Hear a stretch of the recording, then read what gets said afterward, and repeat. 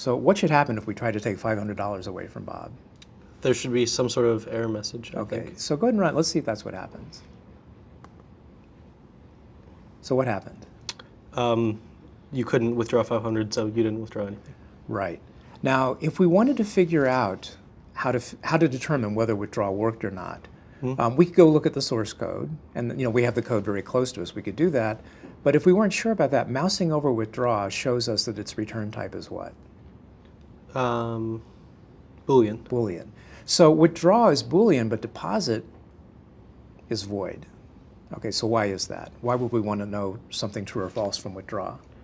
You'd want to know whether or not you were capable of withdrawing the money or not. Exactly. So what we could do is we could put an if statement here.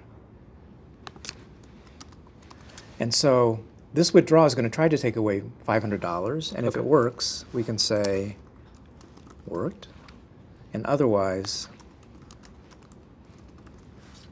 we'll say insufficient funds. But Right. since the return type is Boolean, why didn't it return false when you ran it the first time?